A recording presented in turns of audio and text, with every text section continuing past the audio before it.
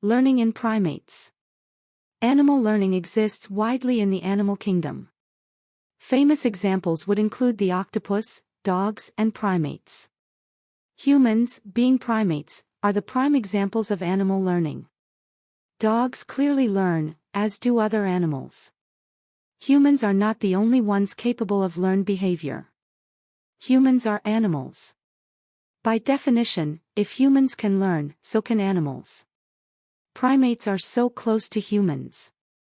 The great apes even have the exact dental formula of humans. If you understand learning in primates, you will understand it in humans. Since many apes use tools and have similar social organizations, it can shed light on some of the anthropological mysteries that may never be answered. Chimps in captivity use tools more. As Small says, that pattern may help explain how early hominids, despite smaller brains, gradually developed complex cultures.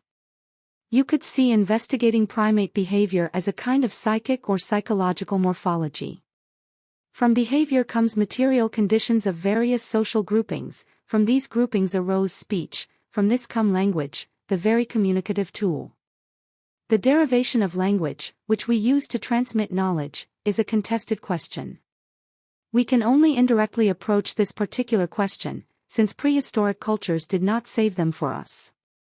In other words, as we examine various skeletal remains in order to learn about the physical anthropology and evolution of humans, examining animal behavior as we can see it manifests gives us clues about human origins of the same thing. Chimps use tools. Chimps use stone. Humans have been called the third chimp. So to understand learning would be to understand exactly how basal our learning actually is. Because the psychological or behavioral traits of our ancestors is hard or impossible to figure out, it is a stand-in to learn how our closest relatives learn in order to understand how our ancestors also learned. Without drawing larger conclusions from such studies, as evolutionary psychology does, it can instead tell us how human culture might have started, without really illuminating human behavior far after it diverged from our biological cousins.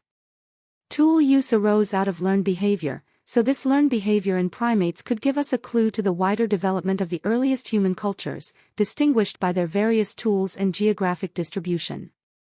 There is a distinction to be made, and an important one. An octopus can learn.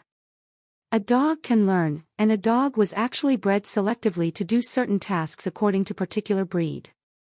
In the case of dogs, these behaviors arose out of instinct. But they cannot pass learned behaviors to offspring with the same consistency as great apes. The social structure of great apes is what enables them to pass on traits to their offspring. Chimps have different cultures across areas, and this is analogous to the earliest of the human cultures, where Paleolithic humans were differentiated by the particular nature of their tools. In West Africa, chimps crack nuts. In East Africa, they ignore them. This is a clue that these behaviors are being taught from chimp to chimp. Because of primates' long period of youth versus that of other animals, it gives the animals more time to learn. Chimps drum to warn and communicate. Different groups of chimps use different sorts of calls based on where they are. This may be a clue to the origin of human language, calls made at different pitches to compensate for differing geography. This would also explain the inability to find a primitive language of all languages. These would have evolved independently according to human migration. There have been countless experiments, not without controversy, to teach apes language. Deeper than this, altruism and alternating patterns of aggression may show the genesis of some of our moral ideas, which probably predated any metaphysical speculations. While tool use can be seen widely, moral behavior seems specific. Insects have a form of altruism that appears total, and solitary animals only have themselves to worry about. Social mammals have to establish a group dynamic that lands somewhere in the middle. Frans de Waal makes these arguments, that animals have a basic sense of fairness and from this arose morality. Fairness itself arose out of the larger primate and chimp grouping.